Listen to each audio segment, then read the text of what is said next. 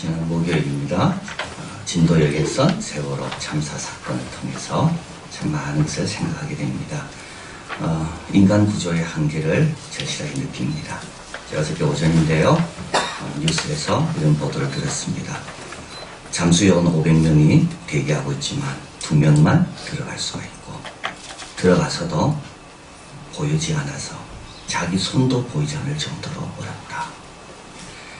크레인이 와야 하는데 시간이 이틀 이상 걸리고 지난 8일 실종된 말레이시아 항공 MH370 26개국이 나서도 239명 그 흔적도 지금 찾지 못하고 있습니다. 핸드폰도 위치 추적으로 다 찾아내고 내비게이션 시스템이 활성화되어 있어도 인간의 한계, 구조의 한계. 복된 명단이 있고 또 괴로운 명단이 있다는 걸 알게 됩니다. 탑승자가 숫자가 늘어났죠. 그러나 이건 정말 반가운 일이 전혀 아닙니다.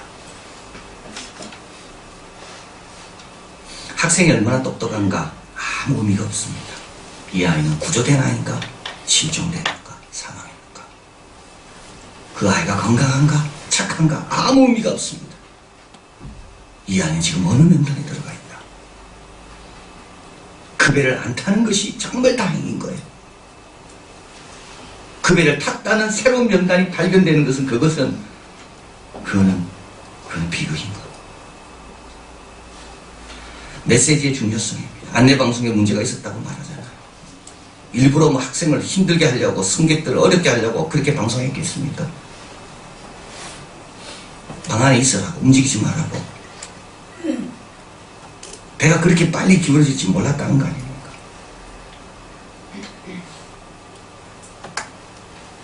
배가 크기 때문에. 여러분, 다 인간의 한계입니다. 누굴 탓하겠습니까? 구조할 수 없는 인간의 한계. 판단을 제대로 할 수 없는 판단의 한계. 정보의 한계. 예측할 수 없는 예측의 한계.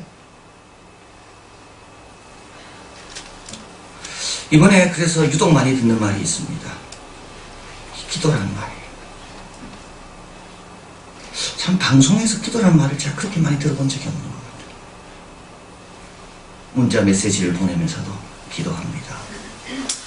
어떤 사람은 구조대원인데도 그걸 보고하면서 지금 기도가 필요할 때입니다. 뉴스 애널리스트, 뉴스 해설자 간절히 기도가 됩니다. 이제 아는 거예요. 우리의 한계가 얼마나 그것이 분명한지를 다 할 줄 알았잖아요. 오늘 우리에 대해서 한번 생각해 봅니다. 우리를 구조하기 위해서 아들을 보내신 하나님, 우리의 운명을 바꿔주신 하나님. 그 배 타면 큰일 나니까 그 배에서 빨리 내리고 이 배를 타야 안전하다네. 그 배에서 빨리 내리라고. 그 배는 지금 10년, 20년, 30년, 40년 후에는 그 멸망으로 가고 있는 배라고. 우리 하나님의 정보는 제일 정확한 정보입니다. 믿으면 구원을 얻고 믿지 않으면 지옥 간다는 제일 정확한 정보. 그리고 우리 하나님은 우리를 보내십니다. 구조하라고. 잘못된 배에 타고 있는 사람 빨리 내리게 하라고. 이 좋은 배에 타게 하라고. 오늘도 우리를 부르시는 거죠. 우리 교회가 있는 이유가 여기에 있고 오늘 우리가 살아있는 이유가 여기에 있는 겁니다. 스가랴는 예수님의 순환에 대해서 가장 많은 구절을 보여주고 있는 구절이라 말씀했습니다. 낙이 타고 들어가시는 구절을 나오고요. 은30이 나오죠. 그리고 예수님께서 직접 인용하신 구절이 있는데 바로 오늘 본문입니다. 7절 내 목자 내 짝된 자를 치라. 목자를 치면 양이 흩어지니와. 여기서 내 목자 내 짝된 자라는 것은 나와 친분이 깊은 자, 나와 교제를 많이 해온 자. 그래서 구약에 있어서 이 구절만큼 예수님이 하나님과 동등된 위치에 있다는 것을 말하는 구절은 없다고 말합니다. 내 목자 내 딱 짝된 자. 근데 누가 치십니까? 그를 하나님이 치십니다. 왜 치실까요? 이유는 다 하나입니다. 목자가 잘못해서 치시는 게 아니죠. 목자가 미워서 치는 것도 아닙니다. 목자를 치는 이유는 딱 한 가지입니다. 이사야 53장 5절 같이 읽어봅니다. 그가 찔림은 우리의 허물을 인하며 그가 상함은 우리의 죄악을 인합니다. 그가 징계를 받음으로 우리가 평화를 누리고 그가 채찍에 맞음으로 우리가 나음을 입었더라. 6절입니다. 우리는 다 양 같아서 그릇 행하여 각기 제 길로 갔거늘 여호와께서는 같이 있습니다. 우리 무리의 죄악을 그에게 담당시키셨도다. 11절입니다. 같이 있습니다. 나의 의로운 종이 자기 지식으로 많은 사람을 의롭게 하며 또한 그들의 죄악을 친히 담당하리라. 이유는 딱 한 가지입니다. 우리 죄 때문이죠. 우리가 맞아야 될 걸 금이 대신하는 거예요. 근데 왜 하나님 우리를 구원하실까요? 왜 아들을 치면서 우리의 죄를 용서하시고 죄값을 치렀다고 여기시며 우리를 구원하실까요? 우리가 필요했습니까? 아닙니다. 우리가 같이 있어서? 아닙니다. 아들을 때릴 만큼 우리가 같이 있어서 아들을 때리고 아들을 십자가에 죽게 할 만큼 우리가 이렇게 사랑스럽고 같이 있어서? 아닙니다. 우리가 불쌍해서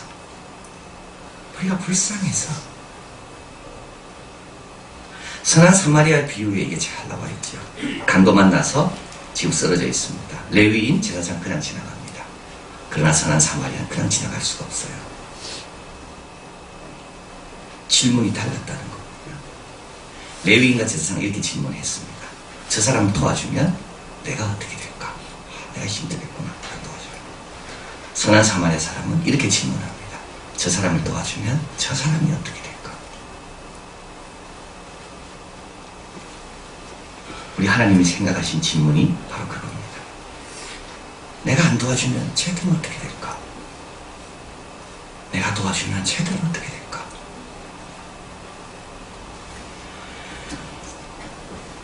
요한복음 3장 16절 우리가 잘 아는 구절이죠. 같이 읽어봅니다. 하나님이 세상을 이처럼 사랑하사 독생자를 주셨으니 이는 저를 믿는 자마다 멸망치 않고 영생을 얻게 하려 하십니다. 여기 멸망과 영생 나옵니다. 내가 내 목자를 치면 영생을 얻구나. 내가 내 목자를 그대로 두면 멸망한다.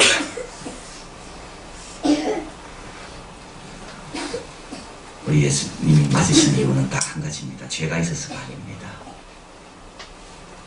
우리 예수님이 맞으셔야지 우리의 운명이 바뀌기 때문에.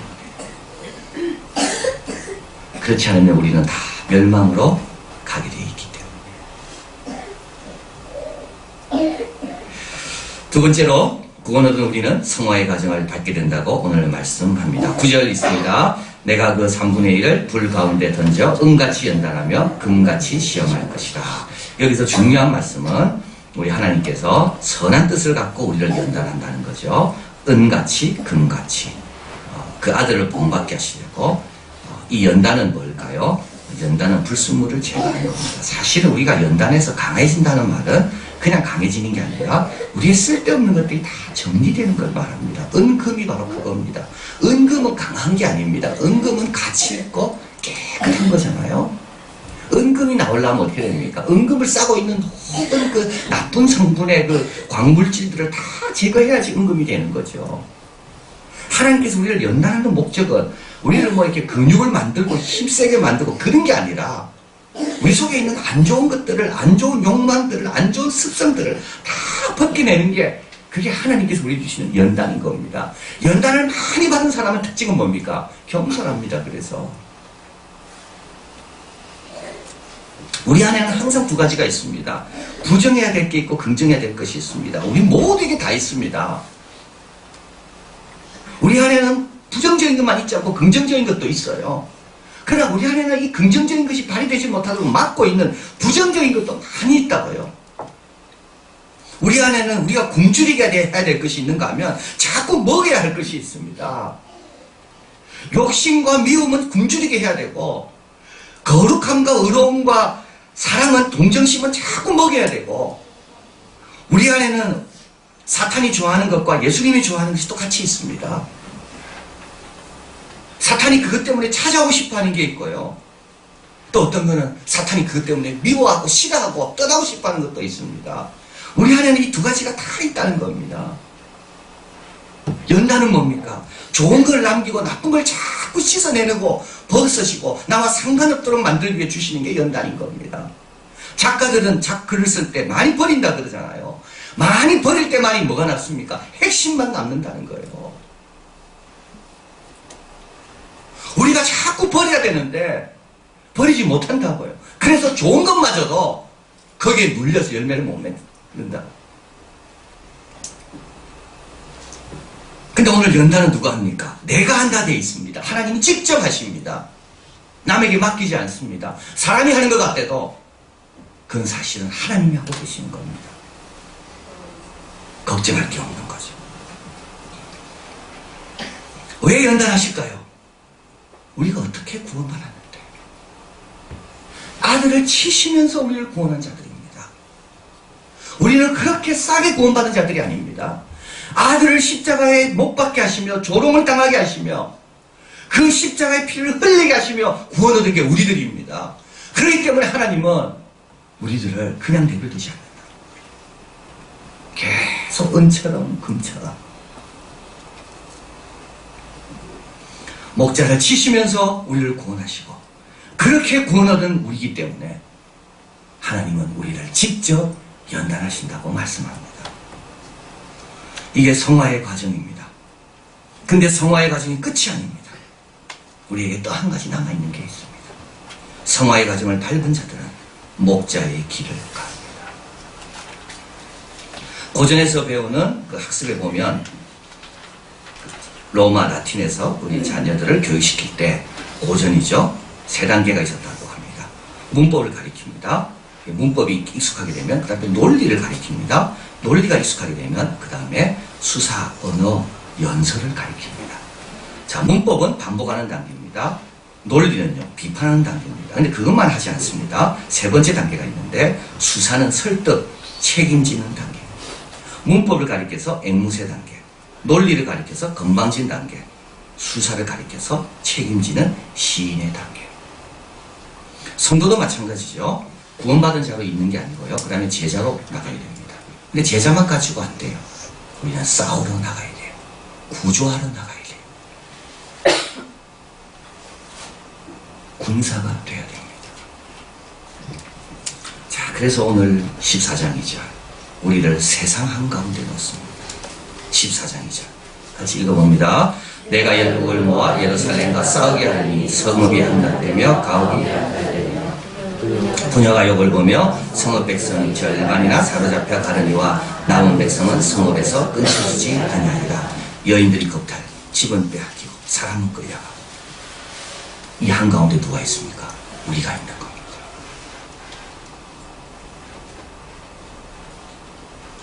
빛과 소금이 되라고. 악으로 힘들하고 괴로운 자들이 복음을 전하고 소망을 가르쳐주라.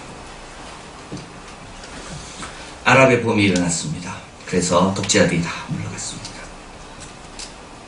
그 물러가면 좋을 줄 알았는데요. 부족 간의 싸움으로 더 많은 사람이 죽어갑니다. 여기에서 제일 피해 있는 자들이 있습니다. 기독교인들입니다. 차라리 독재자 할 때는요, 부족 간에 종교 간의 마찰을 다 막았습니다.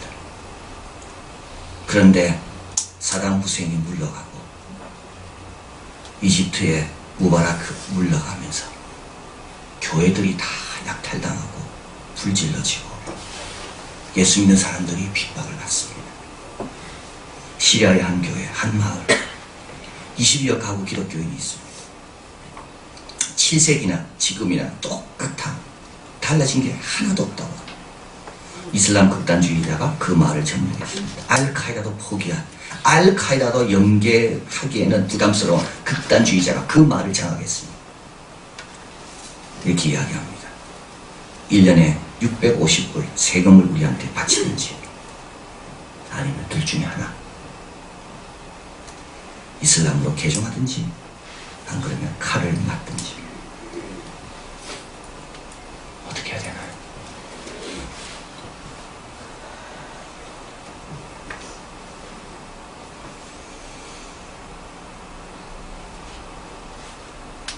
중동은 어떤 것입니까?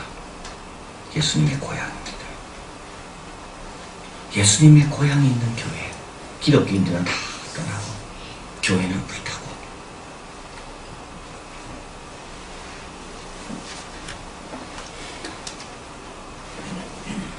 통성기도 하지 못하게 합니다. 교회 배를 울리지 못하고 십자가를 떼라고 이야기합니다. 이곳에서 신앙생활하고 싶으면 자기 시키는 대로 하라고. 그런데 왜 하나님은 빨리 임하지 않을까요? 왜 우리 하나님은 그곳에 임해서 그들을 심판하지 않을까요? 왜 하나님은 하나님의 백성이 그렇게 모욕을 당하고 두려움 가운데 있는데 가만히 계실까요? 우리 하나님은.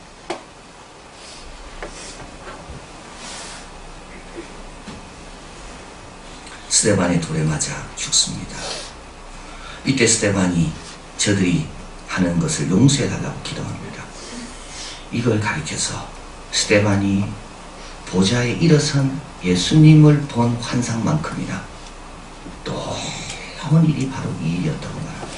왜냐하면 유대인들은 어느 누구도 순교하면서 저들을 용서하는 기도를 한 적이 한 번도 없답니다. 이게 뭐라고요?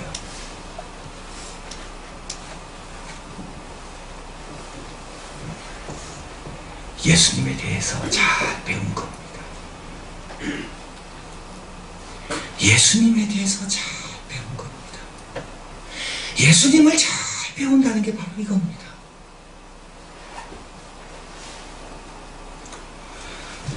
우리가 해야 될 일은 두 가지입니다. 이 세상에서, 이 세상의 빛과 소금으로 이 세상이 겁탈을 당하고 여인이 겁탈을 당하고 성도의 집이 빼앗기고 우리 교회가 불타고 이럴 가운데 우리가 할 수 있는 일은 두 가지입니다. 예수님이 보여준 겁니다.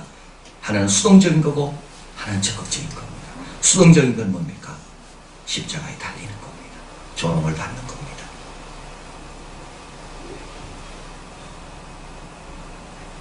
집이 약탈당하는 겁니다. 목자가 치면 목자가 내 짝을 칠 때 그냥 맞는 겁니다. 그러나 또 적극적이고 능동적인 게 있습니다. 원수를 용서하고 그를 기다려주고 그를 위해 기도해주고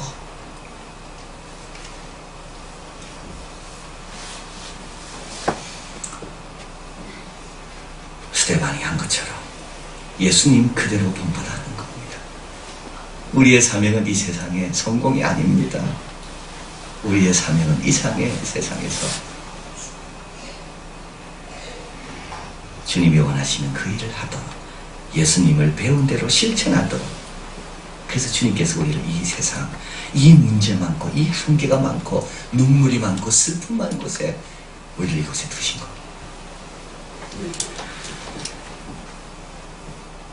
스데반의 순교는 헛되지 않았지요. 제일 먼저 돌을 던진 사울이, 전혀 변하지 않을 것 같은 사울이 결국은 복음을 증거하는 최고의 성도, 최고의 주의 제자, 그렇게 변화가 되었습니다. 7절 같이 읽어봅니다. 여호와의 하시는 한날이 있으리니 낮도 아니요 밤도 아니라 어두워갈 때 빛이 있으리로다. 여호와의 하시는 한날이 있습니다. 우리 예수님은 십자가에서